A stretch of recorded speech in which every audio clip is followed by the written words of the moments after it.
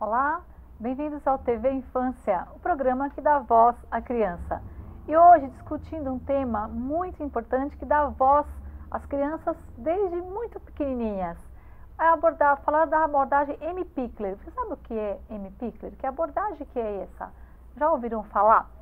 E para falar desse tema, para discutir sobre a abordagem M. Pickler, nós temos uma convidada muito especial que veio nos brindar com o seu conhecimento, a doutora Vera Melles. A doutora Vera Melles, que é pedagoga, mestre, doutora, pós-doutora na área da infância, é uma profissional internacionalmente conhecida, inclusive pela sua especialização em trabalhar com espaços infantis, com espaços educacionais, espaços lúdicos, e veio conversar com a gente sobre esse tema. Então, professora doutora Vera Melles, muito obrigada por nos brindar aqui com a sua presença, para falar desse tema curioso que muitas pessoas têm perguntado, têm buscado compreender sobre a abordagem M. Pickler. E vocês de começar perguntando o que é essa abordagem M. Pickler. Muito obrigada pelo convite, Silana. Um prazer estar aqui, Uma contribuindo com o seu programa e levando informações importantes para os estudiosos, famílias e público em geral. Bom, vamos começar respondendo essa questão. Quem é M. Pickler? Né? M. Pickler foi uma médica que trabalhou, austro-húngara, que trabalhou durante muito tempo na Hungria, especialmente em Budapeste, e que iniciou esse trabalho, um trabalho diferenciado. Ela criou, na verdade, procedimentos que nos ajudam até hoje a compreender melhor e conhecer melhor os bebês, né? Ela começa com os bebês.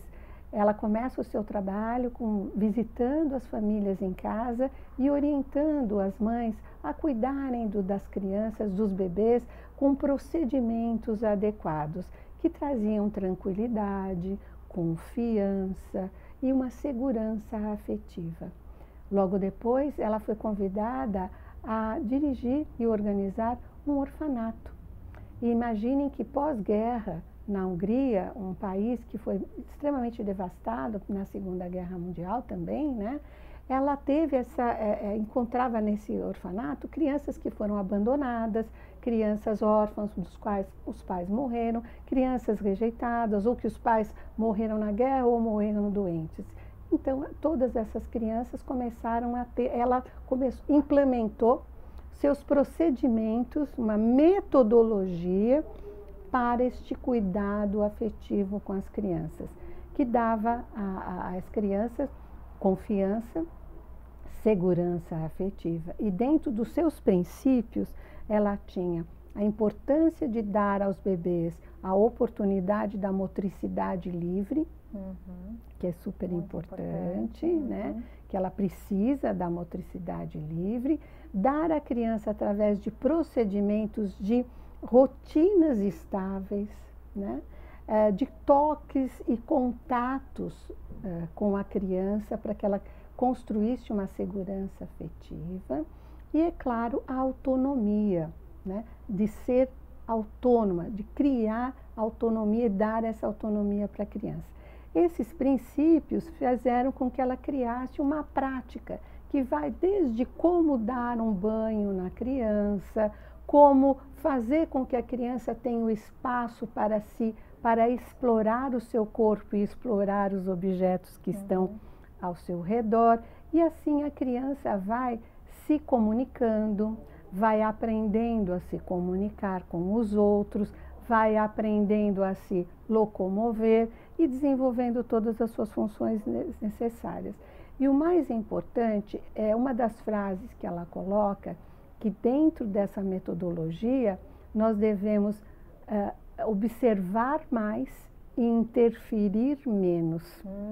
Isso é muito importante. Isso faz com que ela também, que foi pioneira, ela sistematizou, desenhou todo o processo de desenvolvimento do bebê, desde o momento em que ele coloca o peso nas costas, quando ele vira, depois que ele vira, ele coloca os pesos na perna, e essa evolução psicomotora, que seria dentro da motricidade, ela registrou com a sua colega, né? Registrou em termos de desenho, e isso ficou uma marca. Ou seja, o que ela mostrou?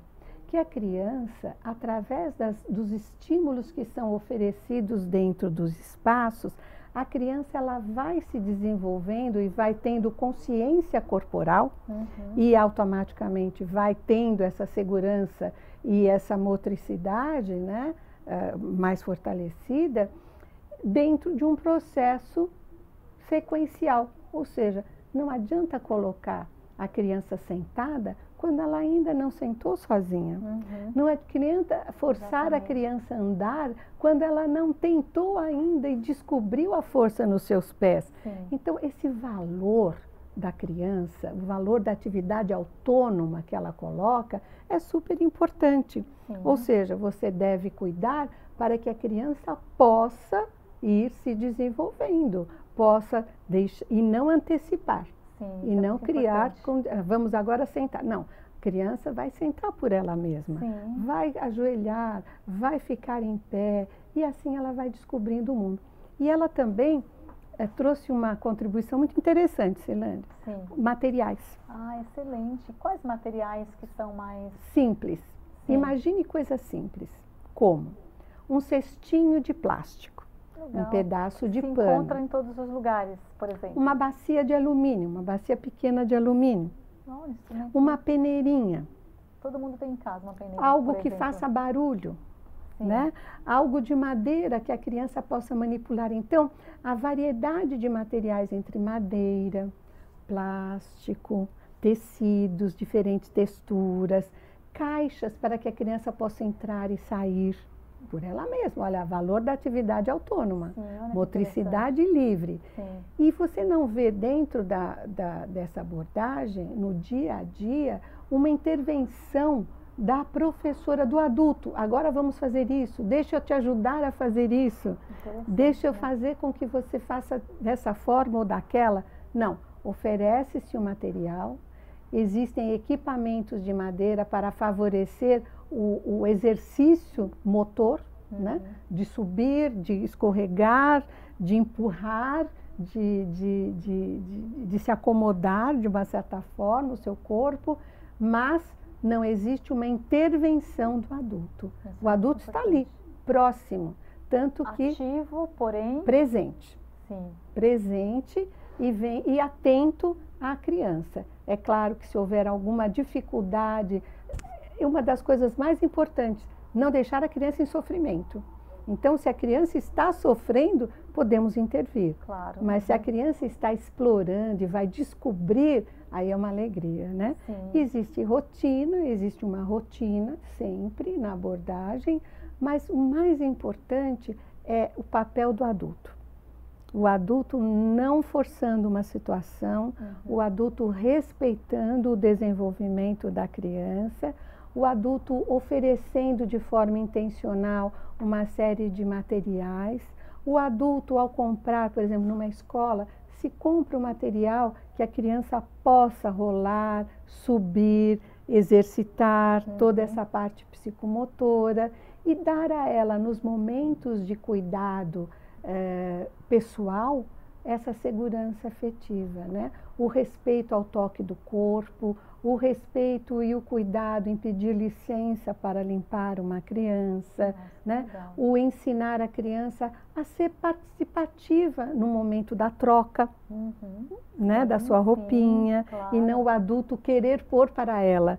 Eu sei que por vezes o adulto, principalmente a família, né? Vai sair com a criança, ai, vamos pôr logo, até tenta. Não, pode pôr sozinha, mas quando vê que está demorando muito, vai lá e veste a criança. Não, deixa a criança tentar. Ao tentar 2, 3 vezes, ela pode vestir a mãozinha errada, tal, mas ela já vai começar a perceber. Né? Isso é autonomia, Isso é importante para a criança. Então, esse valor do toque, o valor da brincadeira simbólica, dos materiais com que ela possa... E ela vai reproduzindo, isso é muito interessante. A criança reproduz, o bebê reproduz, a criança pequena reproduz a maneira como ela é cuidada. Exatamente. Então, o índice de violência é mínimo entre as crianças são calmas, as crianças são atentas, sabem se comunicar entre elas e não existe violência, não existe ninguém batendo, ninguém mordendo, ninguém empurrando, porque elas estão acostumadas... As necessidades estão sendo supridas, né? E elas estão acostumadas com esse ambiente calmo, um ambiente de tranquilidade e de afeto. Porque o afeto é um dos estímulos mais importantes que existe para o desenvolvimento da criança. Nossa, excelente, Vera. Você falou tantas coisas importantes aí. Enquanto você falava, eu estava aqui lembrando da questão da antecipação ou da questão até mesmo, né, enfim, de atrasar em função dos próprios materiais que estão à volta. E me fez lembrar, por exemplo, claro que é um exemplo, mas no nosso instinto, né, de mãe, a gente quer, a criança caiu, a gente quer ajudar a levantar. Deixa ele tentar primeiro, né, se não foi uma coisa séria, deixa ele tentar, mas o impulso, o instinto, então quer dizer, quando você disse que o papel do adulto ele é o mais importante, nós precisamos nos educar para trabalhar com essa abordagem, nós precisamos nos educar até para aprender a respeitar o momento do bebê, a se organizar dentro desse eixo aí dele, dentro desse contexto, né? Então, e respeitar, nesse contexto, o tempo e a curiosidade do bebê. Tem alguns vídeos sobre essa abordagem no YouTube, que quem quiser pode depois buscar lá, banho, né? Na abordagem M. Pickler, tem a história, inclusive, da abordagem também, que pode ser vista e depois até ser discutida com seus pares e colegas e tal. A gente percebe que no momento do banho, por exemplo, se dá um banho respeitando, conversando, e se a criança está às vezes atenta a um detalhe, não vamos perder tempo em dar aqueles 30 segundos para a criança olhar melhor um objeto, nós vamos ganhar tempo, né? E como que nós devemos secar essa criança, a conversa que está... Uma das coisas importantes que M. Pickler também traz é que desde bebê nós temos que conversar com as crianças, com os bebês, né? Isso quando às vezes eu faço, dou cursos, a gente tenta vivenciar, porque é difícil você se imaginar conversando com um bebezinho que ainda não interage com você, mas ele está entendendo tudo. E conforme você vai conversando, ele vai participando, né? Excelente. Então, nossa, a conversa é importantíssima, esse diálogo, o fixar no olhar. Isso, você sabe que ajuda até e previne alguns problemas que a criança poderia ter. Imagine que ela fez isso com crianças abandonadas. Imagine o resultado benéfico com crianças que já tem um carinho, que né? já tem uma família estruturada. Vera, nosso papo está tão gostoso, mas precisamos ir para um breve intervalo e até já.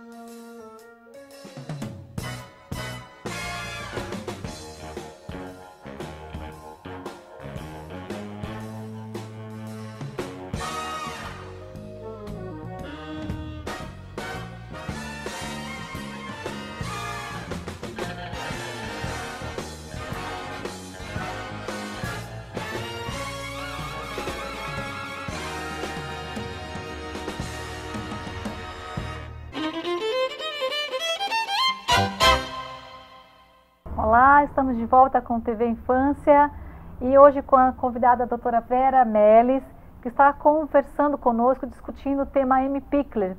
E antes do intervalo nós falávamos sobre esse cuidado, toque, a pele, na hora do banho, a conversar, dialogar com o bebê, mesmo que a gente ache que ele não está entendendo, porque é uma linguagem que vai além das palavras, né, doutora Vera?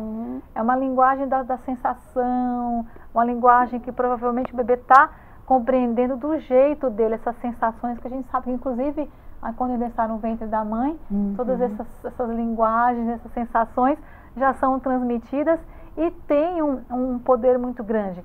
Mas você falava um pouquinho antes da questão da prevenção, inclusive, de algumas doenças, de algumas questões, quando se cuida do bebê desde o primeiro momento.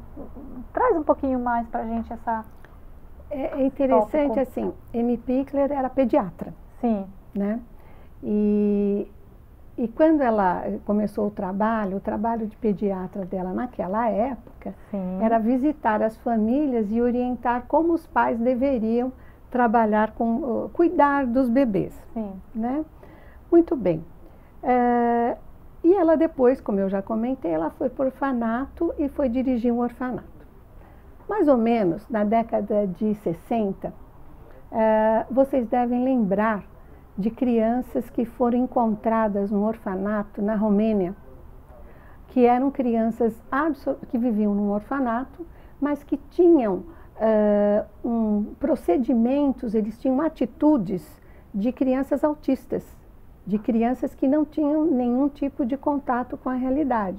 Se batiam, ficavam em movimentos contínuos, eles estavam sempre no berço, ficavam o tempo todo no berço, eram alimentados por uma mamadeira que ficava no berço, pendurada, e com isso as crianças tiveram graves e severíssimas, né, deficiências em todos os aspectos. Muito bem. Nessa época, quando se descobriu esse orfanato na Romênia, e todos ficaram muito chocados na época, a rainha da Suécia foi lá e houve toda uma comoção, alguém disse o seguinte, né, um pesquisador francês disse o seguinte: veja, mas na Hungria nós temos um orfanato que é completamente diferente, onde as crianças são felizes e tranquilas. Bom, então temos que ver qual é essa metodologia. E foi assim. E veja, e essas crianças todas da Romênia, felizmente muitas delas tiveram uma recuperação porque começaram a receber aquilo que é o mais importante, que é o afeto, a manutenção do olhar, né? A sistematização da palavra que tira a criança do mundo das sensações para o mundo real, né? Então, e tudo isso foi muito importante. Veja, todo mundo fala da importância dos primeiros anos de vida. Todos nós sabemos da importância dos primeiros anos de vida no desenvolvimento cerebral, no desenvolvimento de todas as dimensões, né, que fazem uma grande diferença depois até mesmo no mundo já na idade adulta. Muito bem, ela como pediatra já sabia disso e optou então em começar no começo, né? Um bom começo para todos, né? A base da vida. A base da vida. E isso influenciou grandes pesquisadores franceses, alemães, e hoje todos na Europa é muito comum. Inclusive, outras abordagens também se beberam, né, com M. Pichler para colocar em prática na abordagem da educação infantil. Então, hoje nós temos essa abordagem, M. Pichler, já não está presente apenas em orfanato, está presente em berçários, em escolas maternais, e é fácil nós identificarmos através de mobiliário adequado, do espaço que tem a ele, da postura do educador, né? Mas principalmente não forçando a criança a colocar a criança dentro de um molde, dentro de uma estrutura já organizada. A valorização da atividade, o valor dessa atividade autônoma, que é muito importante, né? Mas a segurança afetiva, a certeza dele ter essa consciência corporal, dele saber o cuidado, dele ser cuidado. Eu costumo dizer assim, é um cuidado educativo e uma educação cuidadosa. Nossa, eu podia resumir isso como da minha conta, por minha conta, eu resumo a questão desse trabalho belíssimo, onde a gente tem que estudar muito. E a filha de Amy Pickler, ainda viva, né? Vive e ainda é diretora desse que agora não é mais orfanato, mas já é um instituto, né? O Instituto Pickler. Filha de Amy Pickler, Ana Tardos, ainda deu continuidade a esse trabalho, formando pedagogos, enfermeiras. Uma curiosidade, você sabia que quando Amy Pickler começou a trabalhar, ela pensou em contratar pedagogas na época, porque o marido dela era pedagogo. Olha que interessante. Você sabe que as pedagogas não se deram bem? Porque não conseguiam dar o tempo da criança, não conseguiam deixar de intervir. Na faculdade uma coisa e Amy Pickler propunha outra. Aí ela teve que contratar, às vezes, estudante de enfermagem, né? Ou até mesmo enfermeiras, para colocar em prática o processo, todos os procedimentos que ela gostaria de ter. E é interessante ver essa fala sua, porque naquela época Amy Pickler não encontrava pedagogas que conseguissem trabalhar com os bebês. E uma pergunta que eu faço hoje ainda é, por que nós também não trabalhamos mais essa temática do bebê no curso de pedagogia, por exemplo? Pois é. Então os pedagogos, eles saem formados parcialmente para algumas coisas. Por exemplo, para a relação com o bebê, ainda falta muito. E é a base de tudo isso. Por exemplo, falar de Amy Pickler no curso de pedagogia. É coisa que nós não ouvimos, né? Nós temos a responsabilidade de falar enquanto professores, nós falamos, mas é necessário que haja um espaço na grade curricular do pedagogo para dar conta de trabalhar essas questões. Sem dúvida. Ser professor de bebê é diferente de ser professor de criança pequena. Exatamente, a diferença é muito grande. É bem grande, exatamente. E essa postura, Vera, que você comentou, deixando uma mensagem agora assim para o nosso público, essa postura desse professor, que ele precisa estar presente, quer dizer, a presença do professor, mas é uma presença que é sentida, não é uma presença que interfere, que manipula o espaço, como que é essa presença? Deixa uma mensagem para os nossos telespectadores sobre essa presença que é fortíssima nos bebês. Uma das questões, uma das características, digamos, um dos princípios, é que a atenção seja individualizada. Amy Pickler dizia que enquanto você estiver dando atenção a uma criança, dê apenas a ela. Ou seja, não fale com a criança ou esteja dando uma atenção fazendo alguma outra coisa, ou fazendo de conta que está conversando com a criança, mas está preocupada com outras coisas. Porque a atenção individualizada, essa atenção, esse olho no olho, essa fala, esse toque, faz com que a criança aos poucos também vá adquirindo confiança. Então, em momentos coletivos, em momentos individuais, é importante para que ela construa a sua identidade. E eu gostaria de deixar uma frase da Judith Falk, que foi uma das grandes colaboradoras de Amy Pickler também, que ela dizia o seguinte, que ela diz, né, imortalizou essa frase, né, não antecipe nenhuma aprendizagem para não antecipar nenhum fracasso. Então, dessa forma, a gente pode estar o tempo todo atento a esta criança como única e assim dar a elas as melhores condições nesse começo de vida. Nossa, excelente. Doutora Vera, muito obrigada pela sua contribuição. Eu creio que as pessoas que estão nos assistindo, nós sabemos que a nossa realidade aqui no Brasil e em outros países também, não é apenas aqui no Brasil, mas às vezes uma realidade mais dura, uma realidade de muitos bebês para cuidar e aí não consegue. Mas acreditem, né, que dentro do possível, o que você conseguir aprender e o teu conhecimento, ele vai, professor, professora, que eu sei que tem essa preocupação muito grande, te dar a base que você precisa para agir naquele momento, mesmo numa realidade diferente, com a quantidade de bebês diferentes. O teu conhecimento vai te dar segurança para você trabalhar melhor e aplicar na medida do possível essas questões tão importantes aqui para a saúde física e emocional dos bebês. E se me permite, Silena, para encerrar, eu só queria levar, você levantou um bom ponto.